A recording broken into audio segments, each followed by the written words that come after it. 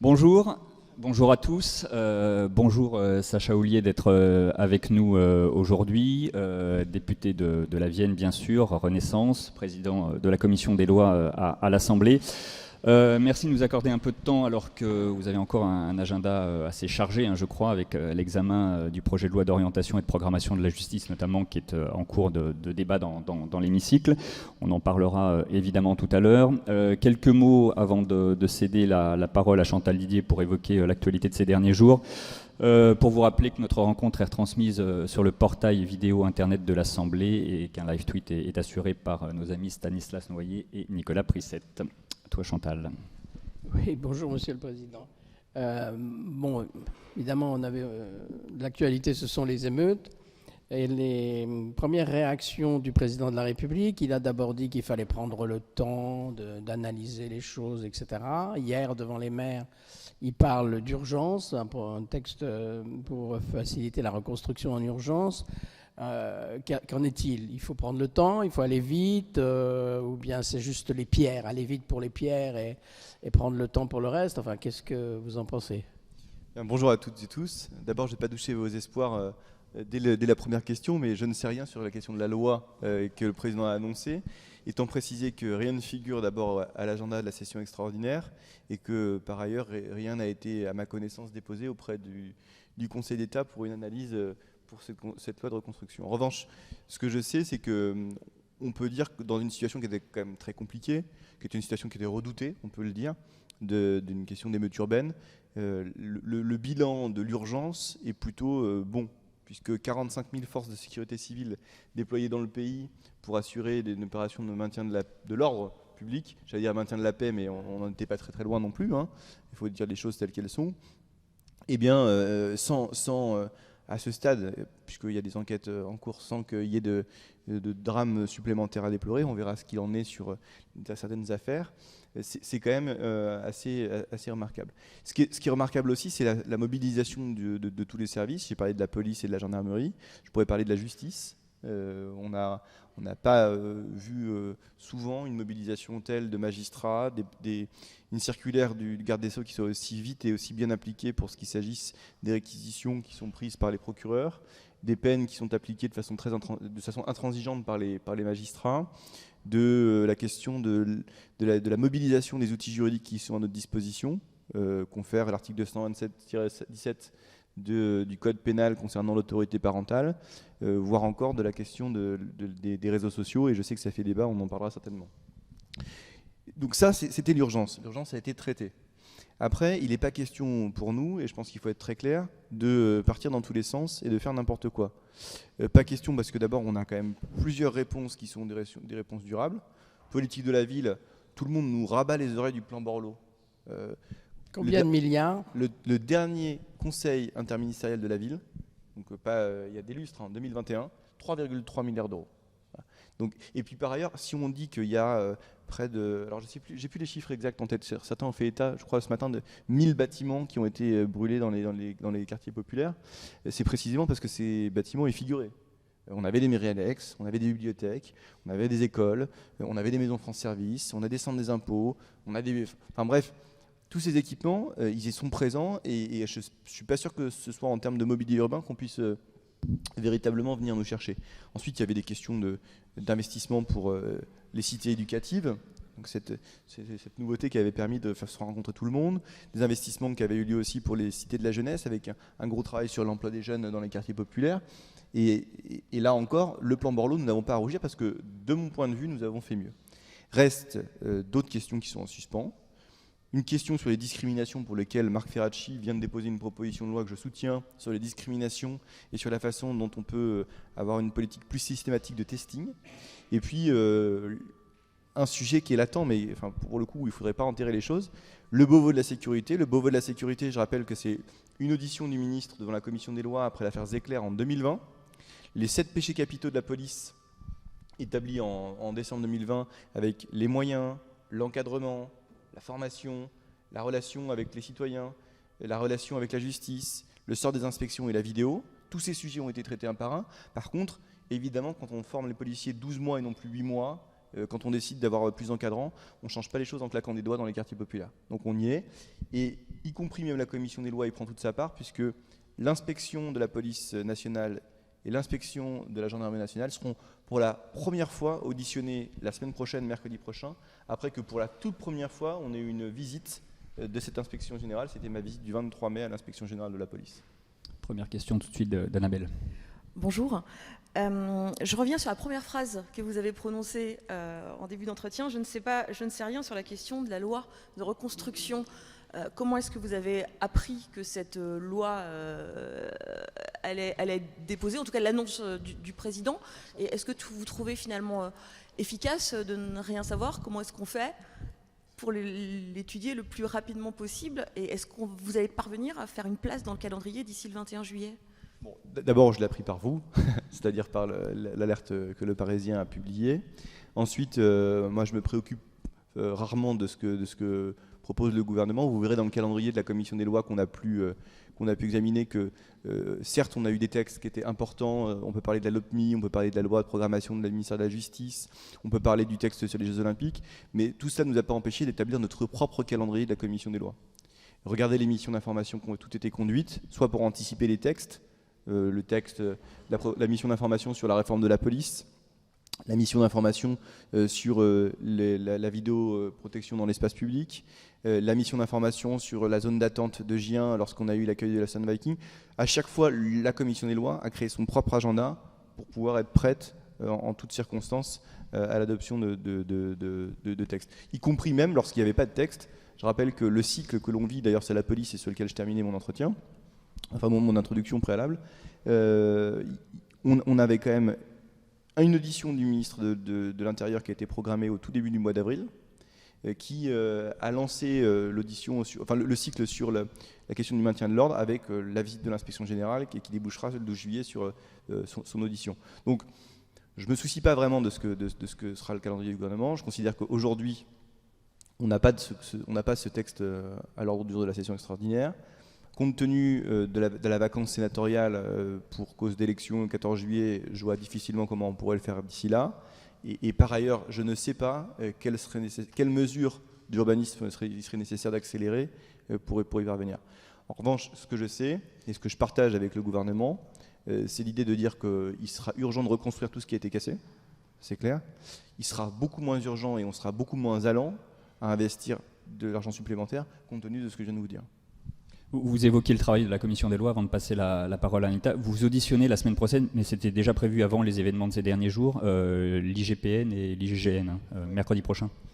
Donc le 12 juillet à 9h, on essaiera d'intercaler aussi dans le calendrier, on discute avec le ministère de l'Intérieur pour inviter le ministre mercredi après-midi, le 12, ce qui ferait une journée consacrée. Le but là-dedans, c'est que si vous vous souvenez du Beauvau de la sécurité, en conclusion du Beauvau de la sécurité, 2 hypothèses avaient été émises pour la question du contrôle des inspections, soit une délégation dédiée, comme le connaît la DPR.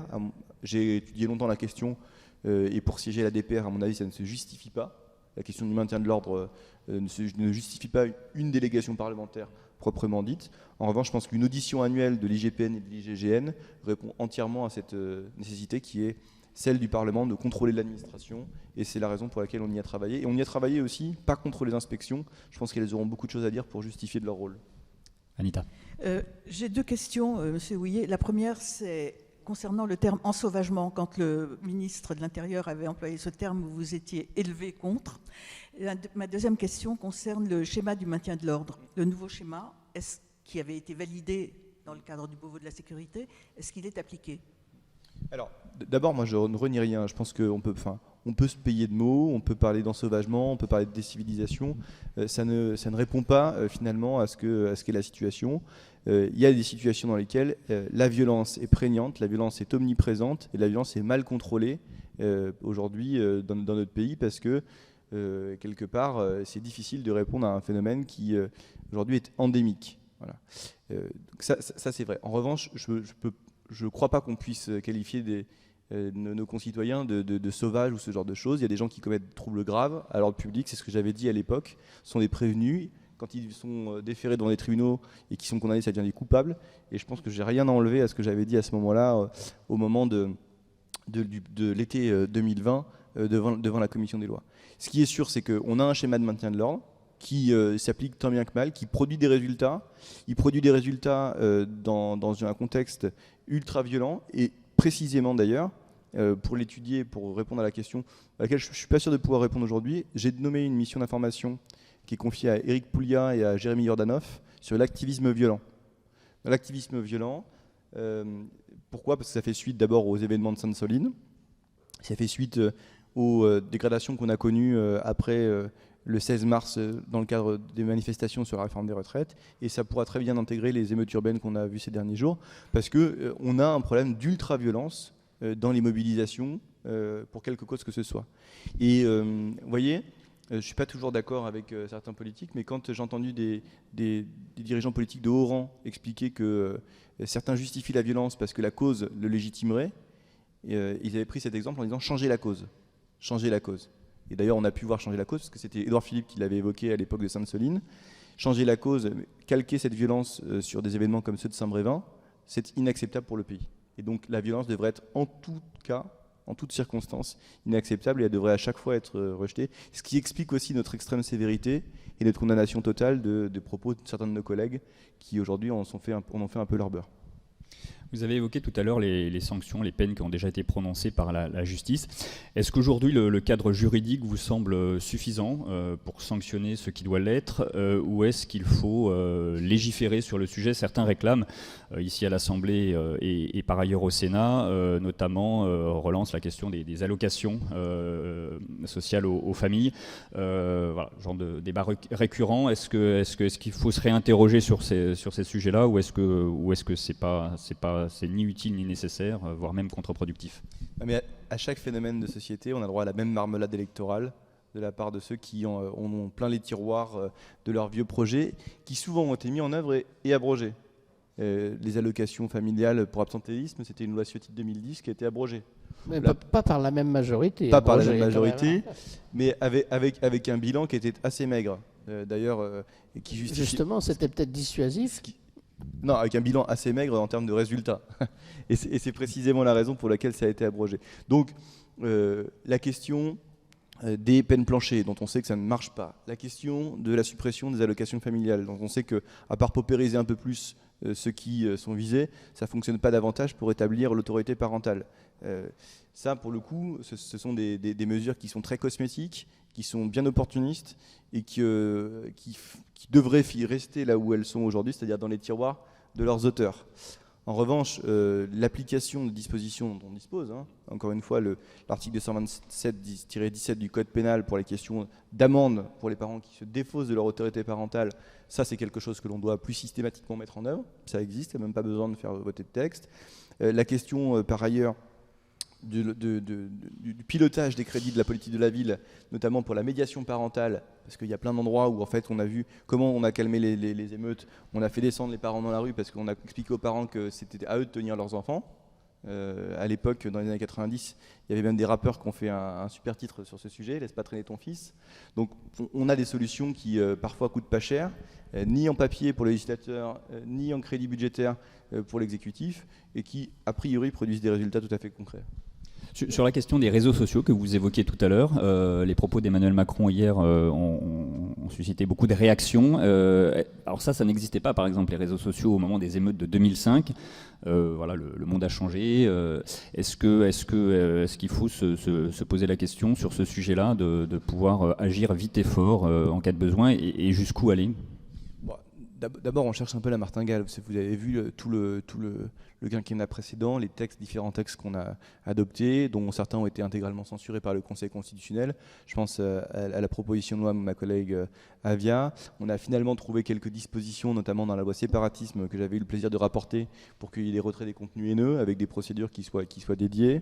Est-ce qu'il est question maintenant d'appliquer plus avant les deux directives européennes, le DSA et le DMA, qui permettront à la fois le retrait des contenus, mais aussi la coupure temporaire de certains réseaux sur lesquels clairement il y a un appel à l'émeute et des incitations à la haine, je pense que la question se pose et que le président la pose légitimement. Et que quand vous avez, je disais ce matin, juste avant de venir vous voir, le reportage de La Croix, on découvre pas, mais il est assez bien retranscrit, le fait qu'il y a une organisation et une caisse de résonance qui est très forte pour que d'abord il y ait une coordination des actions délinquantes, on dit à quel point on attaque, à quelle temporalité, etc. Et pour qu'ensuite il y ait une glorification des actes qui sont des actes de délinquance. C'est-à-dire que quand vous avez tabassé un flic, parce que c'est ça dont il est question, que vous avez brûlé X ou Y bâtiment, ou que vous avez pillé tel ou tel magasin, vous en faites la glorification. Ça, c'est sûr que si on peut, par un moyen ou un autre, couper le réseau social ou retirer le contenu dans la minute à ce moment-là, on aura fait un grand pas parce qu'on désorganisera le crime. Est-ce que, pardon, juste dans les mesures à éventuellement remettre dans les tiroirs, là, est-ce qu'une réforme de la justice des mineurs fait partie de ces mesures-là? Alors, on vient de l'évaluer, la justice des mineurs. Il se trouve que le code de justice pénale des mineurs produit des effets qui sont sérieux, c'est de la mission de Jean Terlier et de Cécile Untermaier, qui sont d'ailleurs les auteurs. C'est aussi un travail de la commission des lois, parce que c'est d'abord, dans le cadre de la refonte des codes, systématiquement, et c'est devenu une méthode de la chancellerie que l'on salue, on associe les parlementaires. Et ensuite, les parlementaires qui y sont associés évaluent peu de temps après, 1, 2, 3 ans, le travail qui a été fait. Donc c'est la mission d'information qu'on a créée. Le fait qu'on ait l'épée de Damoclès sur la délinquance des mineurs en disant vous avez une première audience où on juge votre culpabilité et une deuxième audience un peu plus tard, si vous avez été sage, où on prononce la peine, ça a des effets, 1 sur la récidive et 2 sur la réinsertion. Donc ça, je pense qu'il ne faut pas le toucher. Après, les magistrats, ils ont des outils aujourd'hui, ils peuvent eux-mêmes remettre en cause l'excuse de minorité. Et je comprends bien que quand c'est un mineur qui a 17 ans et 11 mois, on peut se poser la question légitime de dire est-ce qu'on remet oui ou non en cause l'excuse de minorité. Donc là encore, je ne suis pas sûr que ce soit sur la question des mineurs où il fallait qu'on travaille davantage. En revanche, la question vraiment de l'éducation et de l'autorité parentale, là on a une responsabilité des parents qui a été pointée du doigt et qui mérite une réponse certainement législative. Il y a plusieurs députés, notamment à gauche, qui appellent à une réévaluation de la loi de 2017 qui régit l'utilisation des armes à feu par les policiers et gendarmes. Est-ce que c'est quelque chose auquel vous êtes favorable? Est-ce que ça peut faire l'objet de travaux dans votre commission? Alors, je vais vous donner l'état de discussion qu'on avait en interne. En novembre dernier, lorsque la France Insoumise avait déposé une demande de commission d'enquête sur Uber Files, on leur avait dit c'est un peu idiot, vous trouverez rien, donc on vous donne une mission d'information si vous voulez, et utilisez cette commission d'enquête pour le refus d'obtempérer. La réponse de la France Insoumise avait été non. Non. Voilà. Donc ça donne un peu la volonté politique qui est la leur, de faire de l'efficacité ou de faire du spectacle. Et vous avez la réponse, selon moi, c'est un spectacle. La mission sur le refus d'obtempérer, on a réfléchi à la faire dès les événements qui ont conduit à la mort du jeune Naël. Si je la décide maintenant, ce sera à peu près commenté comme de la récupération. Donc, c'est quelque chose que j'ai en tête pour le mois de septembre-octobre. Une mission d'information sur le refus d'obtempérer, qui objective d'ailleurs les conditions qui ont conduit à l'adoption du texte de 2017. Tout le monde oublie qu'en fait, ce qui a conduit au texte de 2017, c'est les attaques des policiers de Viry-Châtillon, c'est l'agression des policiers sur le quai de Valmy avec le cocktail Molotov dans la voiture, c'est la multiplication des faits qui font des faits d'atteinte graves sur les policiers et les gendarmes avec des refus d'obtempérer, et y compris de la part de personnes âgées qui parfois paniquent devant un gendarme et puis forcent le passage, et qui ont permis aux policiers ou aux gendarmes, en tout cas d'abord d'unifier la réponse entre policiers et gendarmes, et puis d'avoir une réponse armée lorsque leur vie est en danger. Et il suffit de voir les relevés, parce que j'avais demandé au ministre de l'Intérieur qui me les avait montrés, les relevés de ce qui se passe la nuit, pour constater que c'est par dizaines la nuit qu'on a des refus d'obtempérer. Quant au cadre légal, d'abord on va l'évaluer, donc on regardera cette mission d'information pour la rentrée prochaine. Moi je souhaite le proposer lors d'un prochain bureau, lorsque ce sera un peu plus calme. Mais il me semble que pour ce qui concerne le policier, on soit hors du cadre légal. Donc, réformer la loi parce que des événements dans lesquels un policier ne les aurait pas appliqués est mis en cause, ça me paraît un peu baroque, parce que précisément cette loi n'a pas été respectée. Sur un plan politique, hier à l'Assemblée nationale, Elisabeth Borne a appelé à l'unité nationale et puis elle a renvoyé d'une certaine façon dos à dos la France insoumise en lui reprochant d'instrumentaliser la mort de Naël à Nanterre et a reproché au Rassemblement national de faire le choix de la division. Est-ce que vous renvoyez, vous, LFI et RN, dos à dos, pour des raisons différentes peut-être, mais est-ce que dans les réactions et dans la stratégie des uns et des autres ces derniers jours, vous estimez que Elisabeth Borne a dit que concernant la France insoumise était sorti du champ républicain, ce mot qui n'a pas été utilisé, me semble-t-il, concernant le Rassemblement national. Non, mais jusqu'à présent, ce qu'on constatait, c'est que le Rassemblement national avait un problème avec la République et la France insoumise un problème avec la démocratie. Et d'ailleurs, je vous renvoie aux déclarations de Manuel Bompard sur France Inter, alors, le moment de sa nomination. Le vote n'est pas l'alpha et l'oméga de la démocratie. C'est pas moi qui le dis. Jamais je me permettrais de penser une chose pareille, mais c'est lui. Donc jusqu'à présent, le Rassemblement national avait un problème avec la République et la France insoumise un problème avec la démocratie, y compris ce qui les conduit à délégitimer tous les processus de vote. À chaque fois que leur candidat perd, c'est la faute de la démocratie, c'est la faute des électeurs qui n'ont pas compris ou de ceux qui ont gagné. Là, il se trouve que en remettant en cause le fondement même de la République, c'est-à-dire l'organisation d'une forme de paix civile par des institutions qui sont claires, établies et solides, parce que c'est ce qui a été fait. Je rappelle que Jean-Luc Mélenchon n'a fait ni plus ni moins qu'appeler à l'insurrection, choisissant d'ailleurs les bâtiments publics qui avaient lieu de dégrader et ceux qu'il fallait plutôt préserver. De fait, la conséquence, c'est que la France insoumise s'est mise hors du cadre républicain. Et c'est un constat qui est assez triste à faire, mais c'est un constat qui est réel. De son côté, le Rassemblement national a confirmé quelque chose qu'on connaissait depuis très longtemps, c'est-à-dire qu'il y avait une volonté d'opposition dans la République de deux France, en disant qu'il y avait la France des voyous et la France des gentils. C'est caricatural, mais là encore c'est une réalité. Et on voit mal comment, d'ailleurs, Marine Le Pen ou Jordan Bardella, qui essaient de capitaliser aujourd'hui sur les désordres, auraient pu ramener le calme. Parce que, de fait, c'est pas leurs déclarations qui y ont contribué, et c'est encore moins leurs actions qui l'auraient permis. François.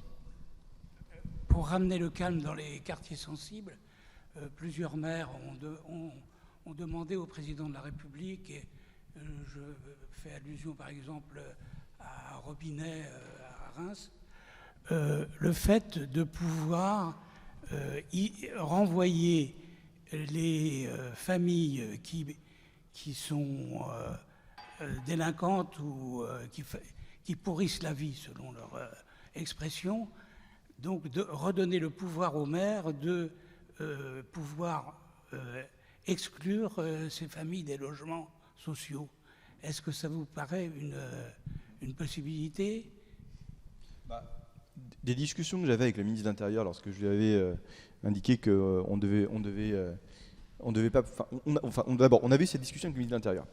Ce que m'a dit le ministre de l'Intérieur, c'est qu'on le pouvait. On le faisait pas, mais qu'on le pouvait.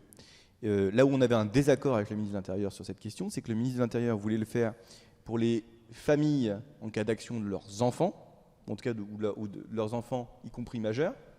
Et moi, mon désaccord, c'était de dire on le peut si ces familles sont complices, pas si elles sont spectatrices seules de la délinquance. Parce qu'il y a un lien de causalité qui est obligatoire entre l'infraction constatée et la sanction qui est prise. Donc, dans les logements sociaux, lorsque c'est un OPHLM et que la ville dispose de sièges, je ne vois pas ce qui les en empêche aujourd'hui.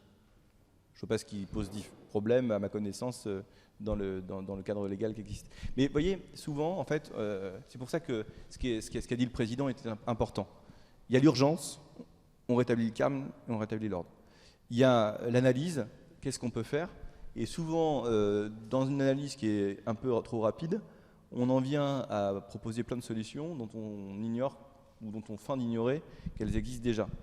Et résultat, on fait quelques textes au Parlement qui souvent, comme ils sont écrits dans la précipitation, sont mal écrits, qui en conséquence sont inapplicables et qui nourrissent le fait que l'État serait impuissant. L'État n'est pas impuissant. Et par ailleurs, la démonstration du retour à l'ordre en l'espace de quelques jours, c'est un symbole de la puissance de l'État. Encore faut-il qu'on ne l'affaiblisse pas nous-mêmes. Nicolas. Qu'est-ce que vous diriez de rappeler Jean-Louis Borloo pour une mission d'exploration ou au ministère de la Ville? Je devine que Jean-Louis Borloo fait un intense lobbying pour la question.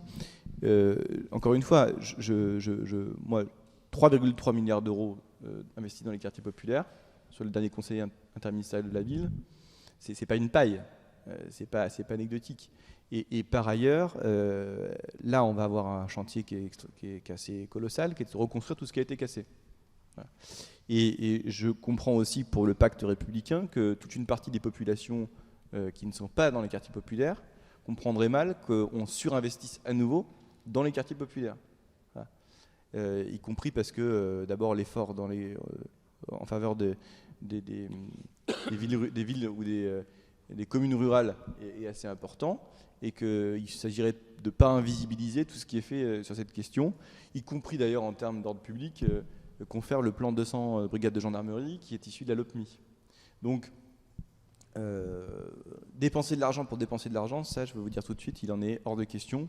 Et une fois n'est pas coutume, je serai totalement en phase avec Bruno Le Maire. Stanislas.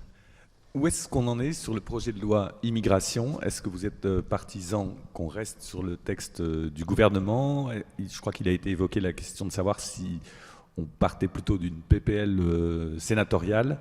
Et pour vous, quel serait le bon calendrier?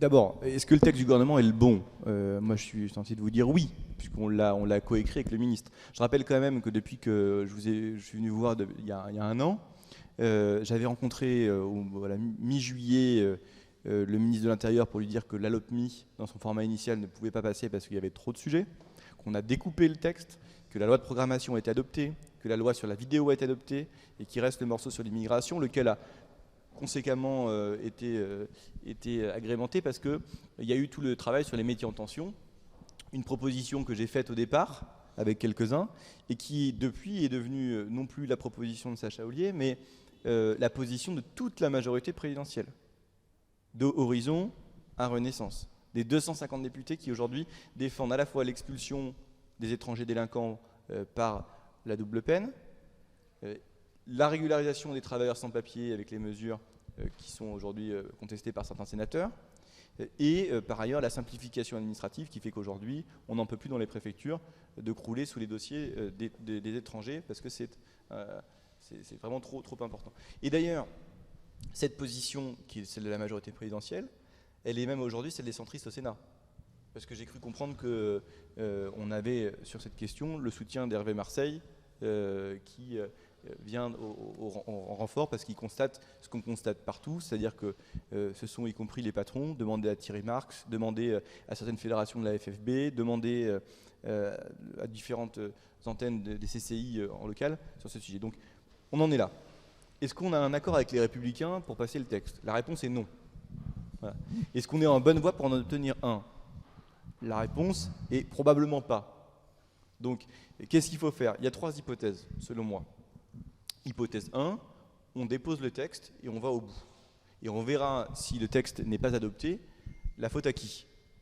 Ce que je constate quand même, c'est que le groupe Lyotte est quand même très soutenant, dans la quasi-totalité de ses membres très soutenants à l'égard de ce texte, et que de plus en plus à gauche comprennent et l'intérêt de régulariser les personnes dans les métiers en tension, et voit bien que, y compris l'électorat de gauche, soutient le fait que lorsqu'on est un étranger délinquant qui a été condamné à des peines qui sont extrêmement importantes, mais a priori on n'a pas vocation à rester sur le territoire français.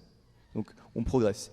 On progresse tellement que dans les 3 derniers sondages qui ont été faits, le sondage qui était le sondage BVA pour la Fondation Jean Jaurès, le sondage qui a été fait par le JDD au début de l'année et le dernier Lab, tous ont dit que toutes les mesures prises une par une étaient soutenues. Donc on va au bout, on vote, et si jamais le texte n'était pas adopté, on voit la faute à qui et pourquoi. Deuxième hypothèse, on va au bout et le gouvernement engage sa responsabilité sur des mesures qui sont toutes populaires, à la différence de celles sur les retraites. Troisième hypothèse, on a un texte à la découpe. Voilà. Alors, je sais que le président Larcher a dit qu'il n'en voulait pas. Ce que je sais aussi, c'est qu'il n'a pas toujours dit ça. Au moment où le texte a été interrompu au Sénat, il n'était pas hostile, en tout cas pas résolument hostile, à ce que ce texte soit examiné dans ses différentes composantes séparément. Donc, le gouvernement, je ne sais pas s'ils pourront aujourd'hui présenter un texte avant la fin du mois de juillet. Ils ont en leurs mains le meilleur texte possible, c'est-à-dire le leur, celui qu'ils ont proposé au Sénat dès le départ, et sur lesquels je pense qu'ils pourraient s'engager directement à l'Assemblée nationale. Annabelle. Sur l'immigration, mais je reviens sur les émeutes. Comment est-ce que vous qualifiez les prises de position des Républicains, et notamment les propos ce matin de Bruno Retailleau, qui lit très clairement ce qui s'est passé, les auteurs et l'immigration? Je le renvoie aux déclarations de Gérald Darmanin. 90% des personnes interpellées sont françaises. Oui, mais enfin, depuis combien de temps? Issus de l'immigration, c'est ça qu'il voulait dire, j'imagine. Oui, donc ce sont pour la plupart d'entre eux des Français. Voilà. Et pour ce qui concerne les étrangers qui sont des étrangers délinquants, je renvoie à la proposition du gouvernement qui est celle de la double peine, charge aux Républicains de donner leur accord, et même s'ils considèrent que c'est insuffisant, ils ont quand même quelques réponses qu'eux-mêmes n'ont pas voulu apporter, puisque qui a supprimé la double peine? Je vous le rappelle, Nicolas Sarkozy. D'accord? Donc, j'ai parlé longtemps avec Bruno Retailleau, c'est maintenant public, au printemps. On a acté d'importants désaccords. Je pense que aucune des solutions qu'il propose n'est de nature ni à rétablir le calme dans les banlieues, ni à régler la solution de l'immigration, ni même à permettre aux Républicains de se refaire la cerise politiquement. On en parlera quand même, parce que le pacte asile-migration qui est en train d'être examiné au Parlement européen aujourd'hui, qui prévoit l'enregistrement de toutes les empreintes, qui prévoit le contrôle extérieur des frontières, qui prévoit la solidarité intra-européenne pour la répartition des personnes qui sont demandeurs d'asile, il a été voté par le Parti populaire européen, par les socialistes et par Renew, ensemble. Il y a une composante du Parlement européen qui ne l'a pas voté. Vous savez qui c'est? Les Républicains. Ça veut dire qu'y compris même les Républicains, lorsqu'ils font leurs propositions aux trois mousquetaires dans le JDD, ils sont en rupture de banc avec leur propre groupe au Parlement européen. Ça va poser quelques problèmes de crédibilité, d'identité et de cohérence pour les élections européennes qu'on saura leur rappeler naturellement. Voilà. Et je rappelle que dans les propositions qui ont été faites par les Républicains, notamment toutes celles qui donnent lieu à un Frexit migratoire, eh bien, c'est comme s'ils avaient pris un décalque de toutes les positions qui étaient les positions de ligne de rouge du gouvernement et qu'ils les avaient inscrites dans un texte de loi. Ce qui ne donne pas beaucoup de gages pour de bonne volonté pour l'adoption du texte immigration. Oui, Gérard. Le micro arrive.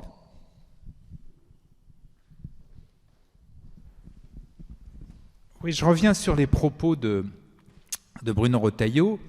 Il a dit exactement, il y a aujourd'hui une régression vers les origines ethniques des Français qui sont deuxième ou troisième génération. Est-ce que cette idée qu'il y a effectivement une régression, c'est-à-dire qu'il y a un vrai problème avec ceux qui sont français seulement depuis une ou deux générations, qui retourneraient vers leurs origines ethniques? Est-ce que c'est une réalité? Est-ce que c'est quelque chose qu'il faut prendre en considération, ou est-ce que vous niez ce phénomène? Non. D'abord, jamais je reprendrai les termes de Bruno Retailleau. En revanche, il y a une dilatation du pacte républicain, ça c'est absolument certain. Il y a un renforcement du phénomène d'identité et de communautarisme qui est fort, qu'on a identifié, auquel on a répondu en partie d'ailleurs sur la question autour de la religion, qui s'est substituée à beaucoup d'idéologies politiques, et c'était la loi séparatisme, puisqu'il y avait une montée du phénomène religieux qui avait des effets très forts sur le séparatisme. En revanche, de considérer qu'aujourd'hui les personnes qui manifestent, elles n'ont que pour seul exutoire la question de l'identité d'une nationalité étrangère, c'est pas vrai. C'est pas vrai. C'est des gens qui se sont extasiés lorsque la France a gagné, la France était arrivée en finale de la Coupe du Monde récemment. Et donc, ce qui montre que cette identité, elle est beaucoup plus composite, beaucoup plus difficile à définir que celle que ce qu'on voudrait bien envoyer à une autre nationalité. Ce sont des personnes qui sont françaises. et qui, autour de la nationalité française, s'interrogent sur les schémas d'intégration, sur les schémas de participation, sur tout ce qui était les propositions en termes d'intégration, mais qui pose une question qui est beaucoup plus difficile parce que ce serait trop simple de dire les gens se sentent étrangers, donc ils partent à l'étranger, c'est un peu ce qu'on nous suggère. Quand vous regardez la structure du vote de 2022, vous avez les plus anciens qui ont voté pour le président de la République. Vous avez les plus jeunes qui ont voté pour Jean-Luc Mélenchon, sur des questions qui sont assez différentes et concernent davantage des questions environnementales ou écologiques. Puis vous avez toute cette tranche d'âge entre 35 et 50 ans qui a davantage voté pour Marine Le Pen. Pourquoi ? Parce qu'elle se dit globalement que leurs enfants vont moins bien vivre qu'eux. Et donc le message qui est envoyé à tous les jeunes en général, et peut-être aux jeunes des quartiers en particulier, c'est qu'ils ont moins de chances de réussir, ou en tout cas ils ont peu de chances d'avoir une situation qui soit meilleure que celle de leurs parents à l'avenir. Et ça, évidemment, ça crée une frustration qui est extrêmement importante et que chacun exprime comme il peut. Alors, dans les campagnes, c'est une forme de désœuvrement. Dans les quartiers, c'est une autre forme de désœuvrement. Et ça crée toute une frustration chez les jeunes qui s'expriment de façon diverse et variée. Et pourtant, et nous, on a cru pendant très longtemps, et c'est le plus gros défi, on a cru qu'en répondant à la question de l'emploi, on y parviendrait. On a les chiffres les plus performants qui n'ont jamais été constatés depuis ces 30 ou 40 dernières années sur l'emploi, y compris sur l'emploi des jeunes, et on ne parvient toujours pas, donc ça va au-delà. C'est notre défi aujourd'hui, d'où l'idée de certaines réponses sectorielles. Alors en réponse sectorielle, vous avez la liberté, ma proposition de loi sur le permis de conduire, l'annonce du gouvernement sur le permis à 17 ans, la proposition de loi de Marc Ferracci sur les testings, et notamment les testings contre les discriminations, et cette idée de dire comment on vient un peu dire aux jeunes qu'ils ont un nouveau champ de liberté qui s'ouvre devant eux, et des possibilités. Gérard à nouveau. Micro. Merci.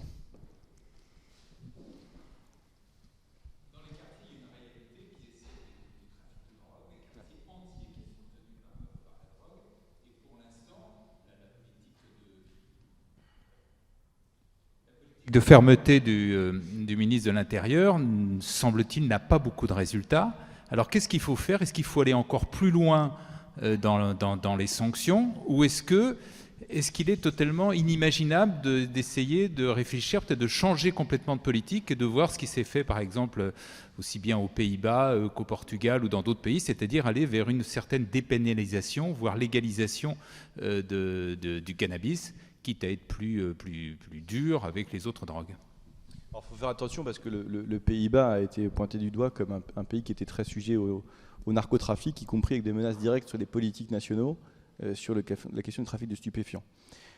On a trois réponses en fait. On a une réponse sur les essais qui sont conduits notamment sur le cannabis thérapeutique, qui déjà sont à l'œuvre et appellent certainement une évaluation. Il y a des travaux sur le cannabis récréatif, pour lequel l'abus dans la consommation de toutes les substances, que ce soit de l'alcool, que ce soit des substances de drogue douce ou de drogue dure, ne conduit pas aujourd'hui à dire qu'on est tout à fait prêt à tout libéraliser ce secteur. Et après, il y a deux autres réponses. Une réponse immédiate sur les chaînes de distribution dans les quartiers populaires. Moi, je suis allé voir avec la préfète de police de Marseille la façon dont on faisait des opérations de pilonnage dans les quartiers en mobilisant une demi-CRS sur des espaces qui sont dédiés et en pilonnant le trafic de stupéfiants, en s'installant des heures durant dans le quartier pour insécuriser les points de deal. On a démantelé 40% des points de deal à Marseille sur ce sujet, donc on a une vraie réponse qui est performante sur la perturbation du trafic. On a les AFD qui ont été totalement généralisées pour le trafic de stupéfiants et qui y produisent leurs effets, y compris même dans leur recouvrement. Elles sont même mieux recouvertes que les infractions pénales. Et puis il y a quelque chose qui est... Les AFD, les amendes forfaitaires délictuelles, là, donc, en plus de déstabiliser le trafic et d'interpeller toutes les filières, on contraventionne sur un délit le consommateur. Donc on passe sur une contravention pour le consommateur qui est importante et qui vient le punir lui, y compris inscrire une mention de son casier judiciaire, ce qui est assez handicapant pour des personnes qui vont ensuite passer un certain type de concours ou avoir une vie professionnelle. Dernier élément, et je pense que c'est le plus important mais c'est le plus méconnu, à la fin du mois d'octobre dernier, en 2022, on est allé avec le garde des Sceaux, le ministre de l'Intérieur et le ministre des Douanes en Guyane. en Guyane et à Fort-de-France. La principale plaque tournante aujourd'hui de la cocaïne mondiale, c'est l'Amérique du Sud. Et avec tout le phénomène qui a glissé vers les régions ou les départements d'outre-mer, ce qui nous pose un gros problème. Et alors pourquoi ça nous pose un gros problème? Parce que les Pays-Bas étaient dans une situation telle qu'ils avaient installé des dispositifs qui sont contraires au droit européen au Suriname, à Paramaribo, c'est-à-dire des scanners corporels à ondes millimétriques, mais qui permettent de regarder à l'intérieur du corps, ce qu'on ne peut pas faire dans l'Union européenne. Et donc là, on avait un trafic du Suriname directement vers Schiphol, l'aéroport d'Amsterdam. Tout ça s'était dérouté progressivement de Cayenne vers Paris, avec les phénomènes de multiplication des mules. Alors on a installé 3 types de scanners, des scanners corporels, mais qui ne scannent pas l'intérieur, mais vraiment l'extérieur, avec des fouilles systématiques, des scanners à bagages et des scanners à containers, ce qui fait qu'on a des premiers résultats assez importants sur la réduction du trafic de cocaïne en provenance d'Amérique du Sud vers la France. Il y a un reroutage aujourd'hui vers la Martinique qu'on traite, mais ça c'est un élément important. Donc sur ces sujets-là, 3 réponses. La réponse depuis l'Amérique du Sud, la réponse depuis les quartiers populaires, et le sujet qui est un peu le sujet latent du trafic de stupes local et de savoir qu'est-ce qu'on fait avec le cannabis. J'ai beau être très libéral, là je m'interroge quand même sur l'opportunité de légaliser le cannabis aujourd'hui. Je pense pas que ce soit la vraie solution. Tant qu'on n'arrivera pas à réguler la consommation de tout ce qui est de l'addictif dans la population, je pense pas que ce soit la bonne solution.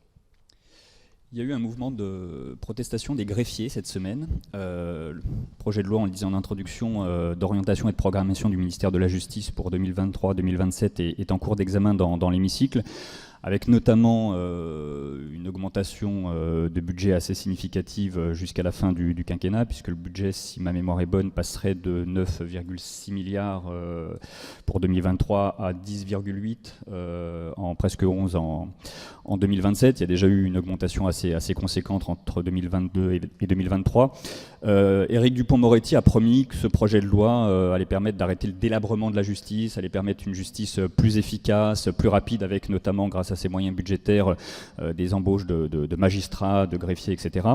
Est-ce qu'aujourd'hui, le problème de la justice est essentiellement un problème financier, et est-ce que ce projet de loi est la réponse que la justice attend depuis 5, 10, 15 ans?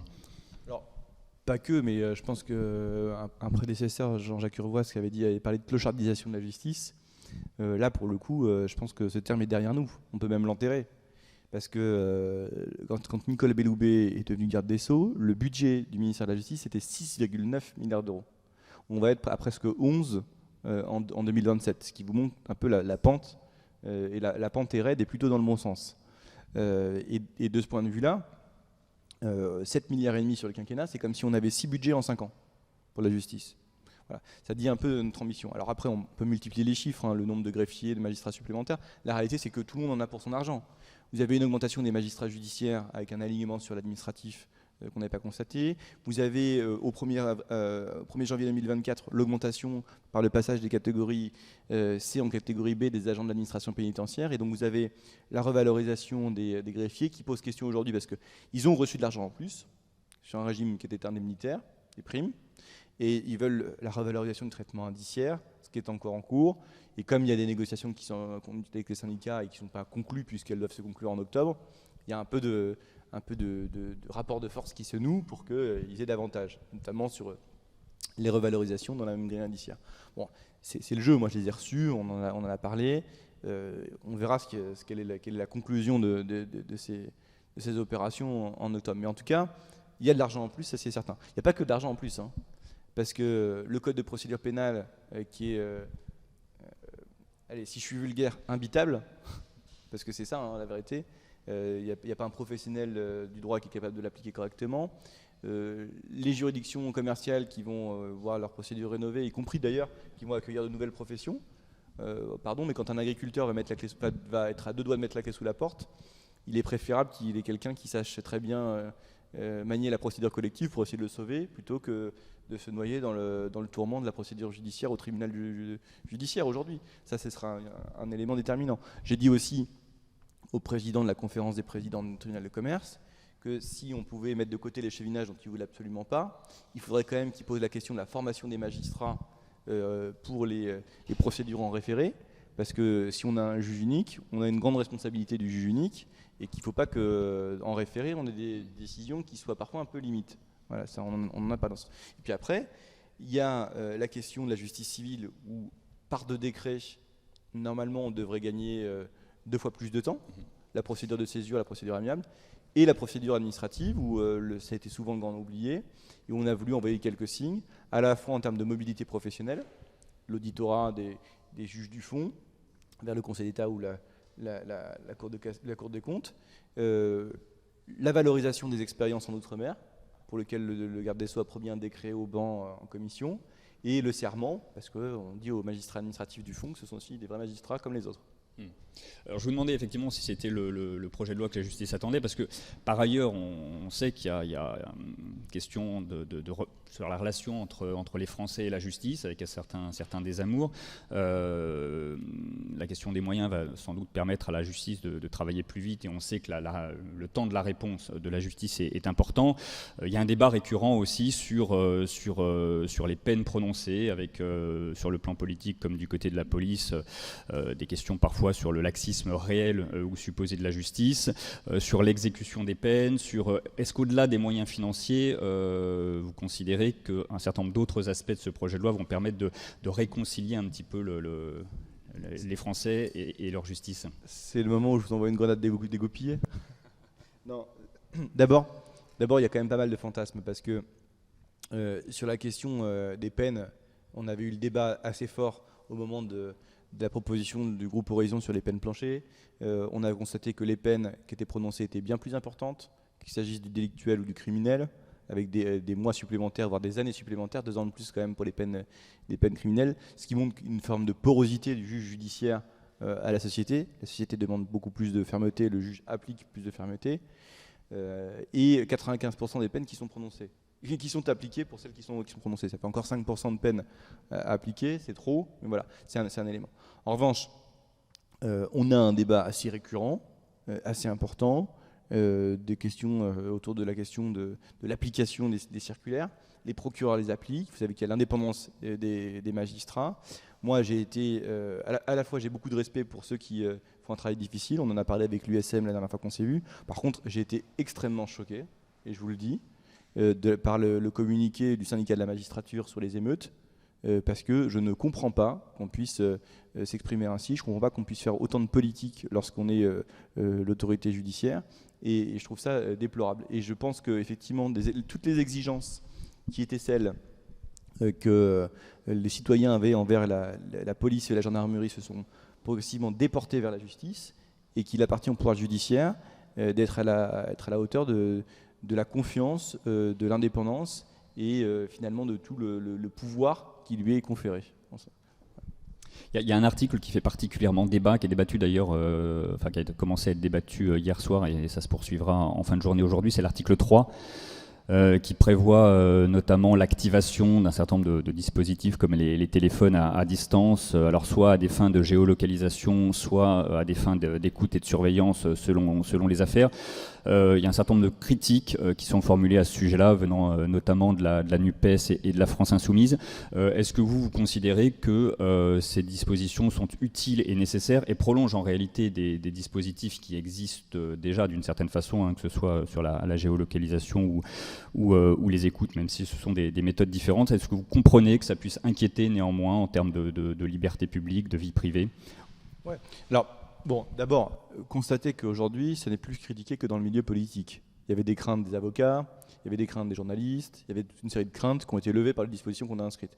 Qu'est-ce qu'on fait? Il y avait des mesures anti-terreau, clairement, de géoloc ou d'écoute, qu'on transpose pour la criminalité organisée, et qu'on transpose pour les crimes dans lesquels une atteinte à la vie est peut-être imminente, notamment pour les questions des enlèvements d'enfants, pour les questions qui sont celles-ci.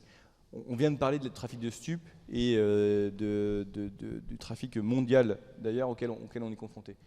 Qu'on puisse géolocaliser sans mettre en péril la vie des forces de l'ordre, notamment le balisage, ce qu'expliquait le garde des Sceaux, qu'on puisse activer à distance les téléphones de personnes qui sont aujourd'hui dans des réseaux criminels organisés au niveau mondial, moi je trouve pas ça vraiment choquant. Voilà. Et c'est l'état du droit aujourd'hui qui a exclu toute relation avec les avocats, qui ne peut pas être aujourd'hui écouté, qui exclut toute relation avec les journalistes. Donc, toutes ces critiques, elles sont un peu vaines. Moi, j'ai l'impression, quand même, autour de ça, qu'il y a des gens qui se trouvent des prétextes pour ne pas voter un budget record pour le ministère de la Justice. Parce que c'est un peu ça qui se joue aujourd'hui dans le débat sur le texte de la loi de justice. Et preuve en est, c'est que ça ne fait pas les choux gras de la presse. Donc ça montre bien que ce sujet, il est quand même assez bien accepté par le grand public. On a passé le... Non, Chantal ? Non, mais je dirais peut-être que la presse, pour le moment, est occupée par les émeutes. On a passé la semaine dernière, jour pour jour d'ailleurs, la première année de la législature. Quel bilan vous faites ? Vous avez égrené un petit peu les textes qui ont notamment été travaillés par la commission des lois, l'OPMI, en ce moment justice, etc. Du point de vue de l'Assemblée, de son fonctionnement, dont on disait que c'était peut-être une Assemblée ingérable, ingouvernable, et du point de vue de la commission des lois en particulier, est-ce que vous êtes satisfait de cette première année ? Est-ce que vous dites qu'il y a encore surtout beaucoup de travail pour les 4 prochaines années ? Ingérable, ça dépend pour qui. Moi, je comprends bien que pour le gouvernement, ce serait préférable d'avoir une majorité en dur. C'est toujours ce qu'il recherche. Bon, pour le Parlement, ça ne l'a pas beaucoup perturbé dans son organisation interne, donc dans la marche des réformes, d'avoir une majorité relative. D'ailleurs, si vous regardez objectivement le bilan d'Elisabeth Borne, entre la programmation de l'énergie, c'est-à-dire renouvelable ou nucléaire, entre la réforme des retraites, entre la réforme de l'assurance chômage, entre le bouclier tarifaire, entre les textes qui sont les textes du ministère de l'Intérieur ou du ministère de la Justice qui ont été adoptés, il n'y a pas beaucoup de premiers ministres qui, au bout de leur première année, peuvent justifier d'un tel bilan. Voilà. Ça en dit beaucoup sur la façon dont, en dépit de cette majorité relative, eh bien, on en a fait, contre mauvaise fortune, bon cœur, et qu'on a réussi à faire adopter à peu près tout ce qu'on avait projeté, à l'exception notable, mais pour des raisons de mauvaise foi que je vous ai décrites, la loi immigration. Voilà. Donc ça nous bloque. Après, est-ce que c'est agréable ? La réponse est non. C'est-à-dire, quand on passe notre temps à nous chamailler comme des chiffonniers au vu et au su du grand public, dans des mots qui sont tout juste acceptables dans la rue, c'est-à-dire qui sont totalement inacceptables pour une assemblée parlementaire, non, c'est pas satisfaisant. Après, on ne peut pas non plus s'émouvoir d'avoir une assemblée qui représente les Français. Jamais on a eu autant de sensibilité politique, représentée à due proportion, je crois, si on regarde le premier tour de l'élection présidentielle. Et donc, en conséquence, eh bien, chacun en a pour... Enfin, si je peux le dire ainsi, chacun en a pour son argent. Hein. Ouais. Et donc, chacun peut trouver à voir ce que aurait fait son ou ses candidats, le cas échéant, si c'était trop en responsabilité. Et si ça peut instruire les électeurs sur la façon dont leur choix, finalement... agit ou aurait agi s'il avait été élu, bah c'est plutôt bon pour la démocratie. La question, c'est est-ce que les électeurs sont capables d'en tirer aujourd'hui les conséquences ? Ça, je me garde bien d'y répondre. Mais au fond, le travail parlementaire, ça a marché. La relation avec le gouvernement, ça a marché. Le bilan de la majorité, je pense qu'il est plutôt bon et plutôt meilleur que en d'autres moments. Et par ailleurs, y compris pour la commission des lois, ou en dehors des textes, on n'a pas ménagé non plus le gouvernement dans les missions de contrôle. Je rappelle que la toute première mission de contrôle qu'on a lancée, c'était celle sur la départementalisation de la police, et qu'on a fait y compris une mission de contrôle sur l'accueil des étrangers de l'Ocean Viking, où on a bataillé, y compris contre les syndicats, pour pouvoir aller sur la presqu'île de Gien. Et que sur l'activisme violent, on a réussi à avoir une mission qui intègre les écologistes dans ce qui n'était pas gagné au vu des événements qu'on connaît souvent et qui impliquent des militants écologistes extrêmement radicaux, pour ne pas dire violents, voire même, de mon point de vue, délinquants. Et bien, ils vont accepter de participer à cette mission où on travaille. Oui, à propos d'écologie, enfin, bon, il se trouve que les émeutes ont percuté... l'annonce aujourd'hui au Conseil des ministres des mesures pour la transition et la planification écologique. Finalement, de crise en crise, on a quand même le sentiment que l'écologie attendra un peu, hein, parce que financièrement, on n'a pas les 60 milliards, que là, il faut régler ça, que pour les histoires de voitures, c'est un peu gênant, parce que le marché français va être envahi par les voitures chinoises. On a quand même l'impression qu'à chaque occasion, on reporte ça, non ? D'abord, pardon, mais la faute à qui ? Quand on a fait la loi climat, je ne sais pas si vous vous souvenez, qu'est-ce qu'on nous a dit ? On nous a dit, vous n'avez rien dans votre loi climat. Vous ne respectez pas la parole de la Convention citoyenne, etc. chaque fois qu'on met en œuvre une mesure de la loi climat, que ce soit la fin des véhicules thermiques, que ce soit le zéro artificialisation nette, que ce soit la généralisation des zones de faible émission, que ce soit l'arrêt de toutes les centrales à charbon, etc. On dit « Oh, vous ne vous rendez pas compte les conséquences que ça va emporter ». Ah oui, on a fait une vraie loi. On a fait une vraie loi et du coup, on a le sentiment que vous emmerdez les Français, comme aurait dit Pompidou. Donc à chaque fois, ils prenaient, mais à chaque fois, vous régressez un peu.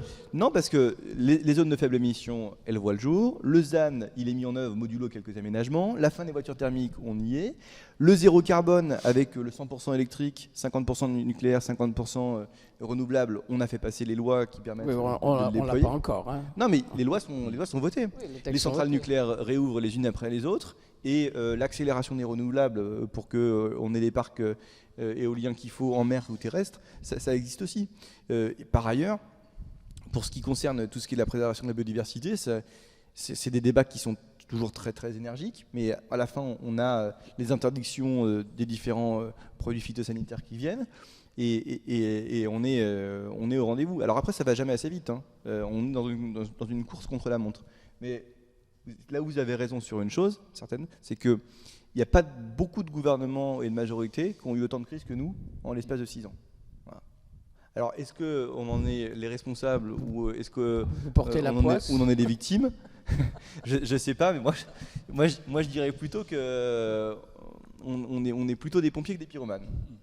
Puisque Chantal a prononcé le mot voiture, vous l'avez évoqué tout à l'heure en passant sans insister, vous avez vous-même fait voter une proposition de loi pour faciliter le passage à l'obtention du permis de conduire. Certains ont pu s'étonner que le président de la commission des lois porte une proposition de loi de cette nature. Pour vous, au contraire, est-ce que vous l'avez fait parce que ça concerne la vie des gens, la vie des jeunes? Est-ce que c'est sur ces sujets-là aussi que doit travailler l'Assemblée? Elle a été définitivement adoptée, hein, je crois, et même promulguée. Qu'est-ce que ça change? En quoi c'est important? D'abord, on l'a fait rentrer dans le champ des compétences de la commission des lois sur la sécurité routière, pour le rattacher, mais tout ça, c'était un peu identitaire à deux titres. D'abord parce que moi j'ai été ce jeune qui à 16 ans a passé un permis moto parce que j'avais rien d'autre pour me déplacer, parce que j'habitais à Ouzilly, qui est une commune qui est à 30 km de Poitiers. Donc je connais très bien le fait de l'assignation à résidence que décrivent les jeunes des quartiers. J'ai pas toujours eu un costume et des petites lunettes. J'ai pas toujours considéré que c'était normal de déambuler dans l'Assemblée nationale.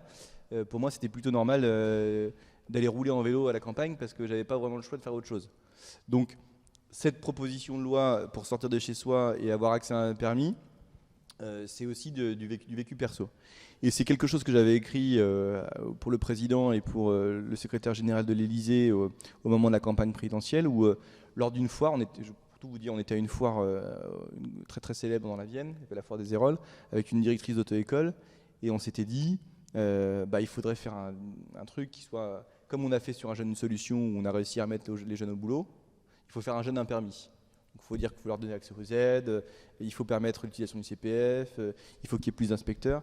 Et donc on s'est mis à écrire quelque chose comme ça. J'ai dit, écoute, si je suis réélu, je ferai passer ces mesures-là.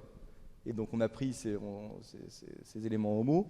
Enfin, on s'est pris au mot et ce pari a été réussi en très peu de temps, puisque la première présentation du texte c'est au mois d'avril, je crois le 15 avril en commission, et l'adoption définitive c'est le 12 juin avec une promulgation.